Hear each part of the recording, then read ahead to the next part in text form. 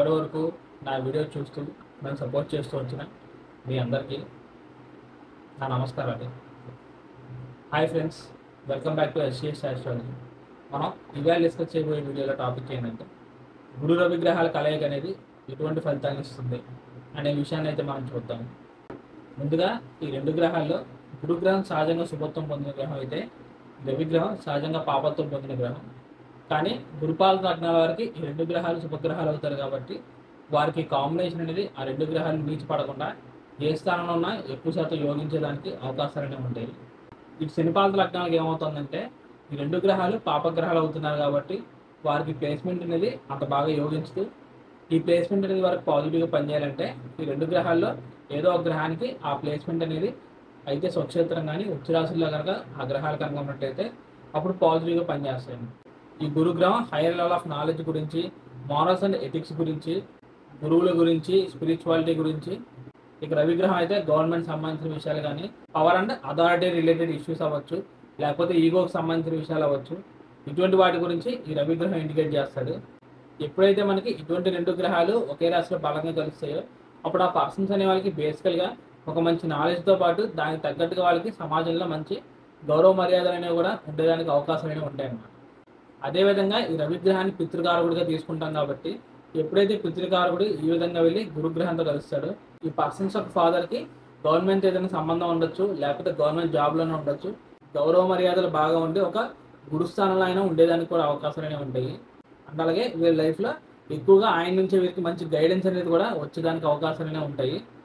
ఈ విధంగా మనకి ఫలితాలు అనేవి పాజిటివ్గా ఉండాలంటే అక్కడ రవి గురుగ్రహాలు ప్రధానంగా మీ లగ్నానికి శుభులుగా ఉండాలి.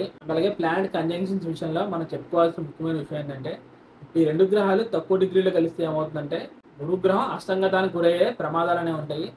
దీని కారణంగా ఒకవేళ మీ లగ్నానికి ఆయన శుభగ్రహం అయితే ఆయన ఇచ్చే శుభకారకత్వాలన్నీ కోల్పోయేదానికి అవకాశాలు ఉంటాయి. ఎప్పుడైతే ఈ విధంగా గురుగ్రహానికి బలంతో అక్కడ రవిగ్రహానికి డామినెన్స్ అనేది జరుగుతుందో ఈ పర్సన్స్ అనే వాళ్ళకి వారికి ఉన్న జ్ఞానం పట్ల అహంభావాన్ని పెరగచ్చు, ఈగో పెరగచ్చు, నాలా అన్ని విషయాలు తెలిసిన వాళ్ళు ఎవరు లేరని ఒక్కోసారి గొప్పలకు పోవచ్చు. గురుగ్రహం ఈ విధంగా ఎప్పుడైతే బలహీనంగా ఉన్నాడో ఈ పర్సన్స్ అనే వాళ్ళకి గొప్ప నాలెడ్జ్ అనేది ఉన్నప్పటికీ ఆ నాలెడ్జ్ అనేది ఎక్కువ మందికి రీచ్ అవ్వకపోవచ్చు.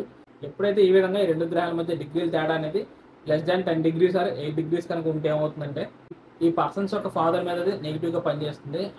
అంటే వీళ్ళ ఫాదర్ అనే వాళ్ళు ఎక్కడో హై పొజిషన్లో ఉండాల్సిన మనిషి అనుకోకుండా కొన్ని కారణాల వల్ల పైకి ఎదగలేకపోవడం అవ్వచ్చు.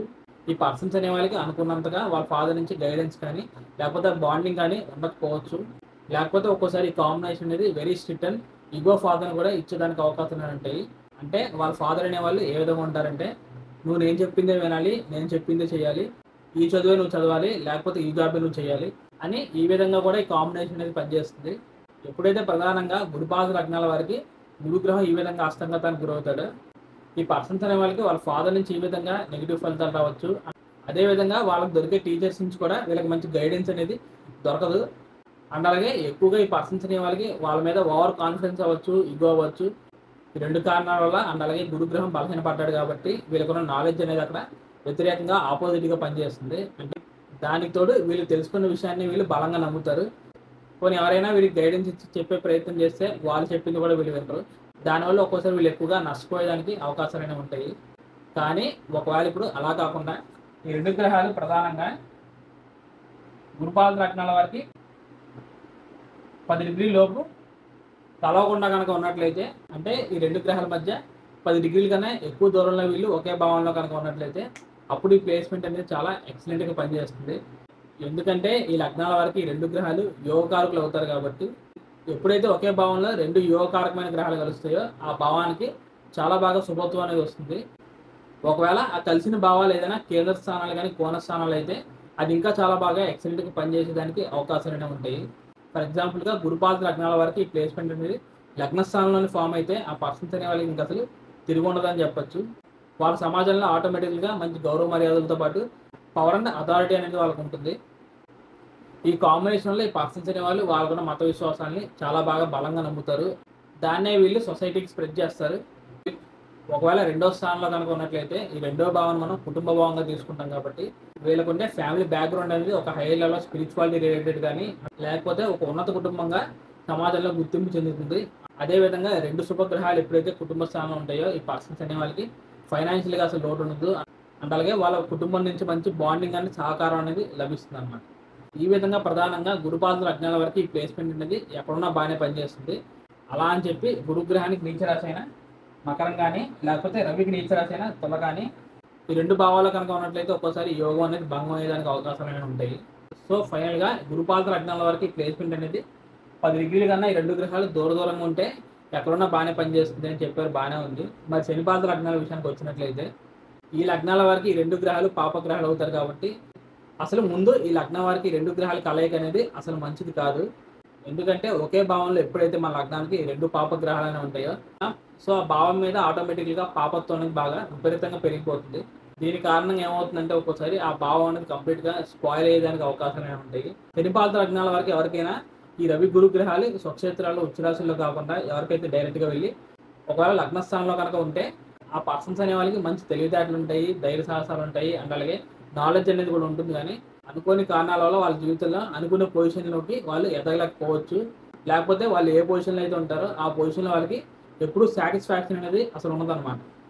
ఎప్పుడైతే లగ్నం మీద ఈ విధంగా రెండు పాపగ్రహాల ప్రభావం అనేది ఉంటుందో ఈ పర్సన్స్ అనే వాళ్ళకి లాట్ ఆఫ్ హెల్త్ ఇష్యూస్ అనేవి కూడా క్రియేట్ అవుతాయి. ఈ రవిగ్రహం హైయర్ లెవెల్ ఆఫ్ టెంపరేచర్ని ఇండికేట్ చేస్తారు కాబట్టి ఈ పర్సన్స్ అనే వాళ్ళకి వాళ్ళ బాడీలో చాలా విపరీతంగా వేడి అనేది ఉండొచ్చు, లేకపోతే కంటికి సంబంధించిన విషయాల్లో వీళ్ళకి సమస్యలు ఉండొచ్చు. అదేవిధంగా లగ్నాధిపతి మీద కూడా ఈ విధంగానే నెగిటివ్ గ్రహాల ప్రభావం కనుగొన్నట్లయితే వీళ్ళకి ఆరోగ్యం అనేది అసలు ఏమాత్రం సహకరించదు అనమాట. సో సింపుల్గా చెప్పాలంటే శనిపాద లగ్నాల వరకు ఈ రెండు గ్రహాలు అసలు కలవకూడదు. ఒకవేళ ఏదైనా భావంలో కలిసినా ఆ విధంగా ప్లేస్మెంట్ కనుక ఉంటే ఏమవుతుందంటే ముందుగా వాళ్ళు ఏ భావంలో అయితే కలుస్తారో ఆ భావానికి సంబంధించిన కారకత్వాలన్నీ కంప్లీట్గా మనకి నెగిటివ్గా పనిచేస్తాయి. ఓన్లీ ఆ ఒక్క భావం మాత్రమే కాదు, ఆ రెండు గ్రహాలు వారి యొక్క సప్తమ దృష్టిలో ఆ ఎదురుగా ఉన్న భావాన్ని చూస్తాయి కాబట్టి సో ఆటోమేటిక్గా ఆ సప్తమంలో ఏ భావం అయితే ఉంటుందో దానికి సంబంధించిన విషయాల్లో కూడా ఈ పర్సన్స్ అనే వాళ్ళకి ఫలితాలు అనేవి చాలా వ్యతిరేకంగా పనిచేస్తాయి. ఈ నెగిటివ్ ఫలితాలని ఎంతో కొంత మనకి తగ్గాలంటే శనిపాద లగ్నాలకి శుభగ్రహాలైన శని యొక్క విశేష దృష్టి అనేది ఈ రెండు గ్రహాల మీద కనుక ఉన్నట్లయితే ఆ రెండు గ్రహాలు ఇచ్చే పాపత్వం అనేది చాలా వరకు తగ్గుతుంది. సో కంప్లీట్గా పాపత్వం అయితే పోవడానికి అవకాశం అయితే లేదు, కానీ ఎంతో కొంత బ్యాలెన్స్డ్గా కంట్రోల్గా ఉంటుంది అని అయితే మనం చెప్పొచ్చు. ఇంకో విషయం ఏంటంటే శనిపాద లగ్నాల వరకు ఈ రెండు గ్రహాలు పాపులు కదా, ఒకవేళ ఈ రెండు గ్రహాలు 10 డిగ్రీల లోపు కనుక కలిస్తే ఏమవుతుంది అనే సందేహం కనుక మీకు వచ్చినట్లయితే అప్పుడు ఆటోమేటిక్గా ఏమవుతుందంటే గురుగ్రహం అక్కడ అస్తంగతానికి గురవుతాడు. అప్పుడు ఈ శనిపాద లగ్నాల వరకు కూడా ఈ గురుగ్రహం ఏ భావాలను అయితే రూల్ చేస్తాడో ఆ భావానికి సంబంధించిన ప్రధాన కారకత్వాలని ఈ పర్సన్స్ అనే వాళ్ళు కోల్పోతారు. అంటే ఫర్ ఎగ్జాంపుల్గా కన్యా లగ్నం తీసుకుంటే 4వ స్థానంలో గురు రవుల యొక్క కలయిక కానీ, 7వ భావంలో గురు రవుల యొక్క కలయిక కానీ ఉన్నట్లయితే ఈ కన్యా లగ్నం వారికి 4, 7 స్థానాలు అనేవి గురుగ్రహానికి స్వక్షేత్రాలు అవుతాయి కాబట్టి గురుగ్రహం అక్కడ చాలా బలంగా ఉన్నాడు. కానీ ఇక్కడ ఈ రెండు గ్రహాలు 10 డిగ్రీల లోపు కలిసినాయి కాబట్టి అక్కడ గురుగ్రహం అస్తంగతానికి గురవుతాడు. సో ఆయన స్వక్షేత్రంలో బలంగా ఉంటే ఏ విధంగా శుభ ఫలితాలు ఇస్తాడో ఆ విధంగా ఫలితాలు అనేవి ఆయన ఇవ్వలేదు. దానివల్ల ఏమవుతుందంటే ఇక్కడ మాతృభావం అయిన చతుర్థ భావం అలాగే కలత స్థానాన్ని 7వ భావం నుంచి ఈ పర్సన్స్ అనే వాళ్ళకి నెగిటివ్గా ఫలితాలనే వస్తాయి. అసలు 7వ స్థానంలో రవిగ్రహం ఉండడం అసలు మంచిది కాదు. దానితో ఇట్లా సప్తమాధిపతి అయిన గురుగ్రహం కూడా ఇక్కడ అస్తంగతం పొందడం వల్ల ఇది మ్యారేజ్ చాలా నెగిటివ్గా పనిచేస్తుంది. ఇక్కడ గురుగ్రహం స్వక్షేత్రంలో ఉన్నాడు, అలాగే ఈ స్థానాలు అనేవి కేంద్ర స్థానాలు అయినాయి కాబట్టి ఒకవేళ ఈ రెండు గ్రహాలు 10 డిగ్రీల లోపు కాకుండా ఆ పైన కనుక కలిస్తే ఏమవుతుందంటే ఇక్కడ గురుగ్రహం అస్తంగతం చెందడు, అలాగే ఆయన బలంగా స్వక్షేత్రంలో ఉంటాడు కాబట్టి అక్కడ ఈ లగ్నానికి వ్యయాధిపతి అయిన రవిగ్రహం ఉన్నప్పటికీ రవిగ్రహం ఆయన దశలు వచ్చినప్పుడు ఈ భావాన్ని చెడగొట్టే ప్రయత్నం చేసిన గురువు ఇక్కడ బలంగా ఉండడం వల్ల ఆ భావానికి ఎక్స్పాన్షన్ అండ్ ప్రొటెక్షన్ అనేది ఆటోమేటిక్గా వస్తుంది అన్నమాట. ఒకవేళ ఇదే గురుగ్రహం ఫర్ ఎగ్జాంపుల్గా వక్రిస్తే ఏమవుతుందంటే మనకు తెలిసిన విషయం ఏంటంటే స్వక్షేత్రంలో ఉన్న గ్రహాలు శుభులు అవ్వచ్చు, పాపులు అవ్వచ్చు, వాళ్ళ స్వక్షేత్రంలో ఉంటే డైరెక్ట్గా మనకి పాజిటివ్గా పనిచేస్తారు. కానీ ఒకవేళ ఏదైనా గ్రహం అనేది స్వక్షేత్రం నుండి వక్రిస్తే ఏమవుతుందంటే ఆ గ్రహం అనేది మనకి శుభ ఫలితాన్ని ఇవ్వాలంటే చాలా ఆలస్యం అవుతుందని మనం అర్థం చేసుకోవచ్చు అన్నమాట.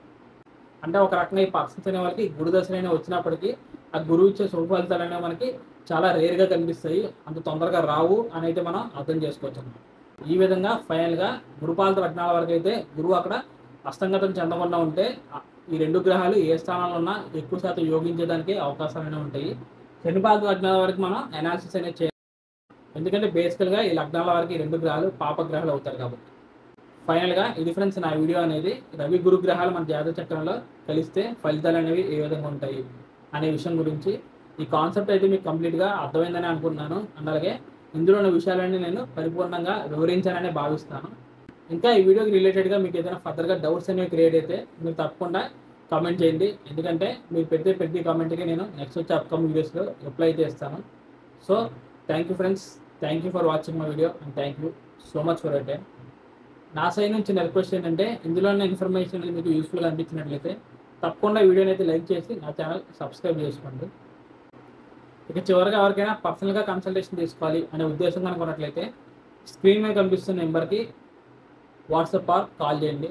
నేను వచ్చే అప్కమింగ్ వీడియోస్లో మరిన్ని ఇంట్రెస్టింగ్ వీడియోస్తో మీ ముందుకు వస్తాను. అప్పటి వరకు bye friends, see you very soon and జై హింద్.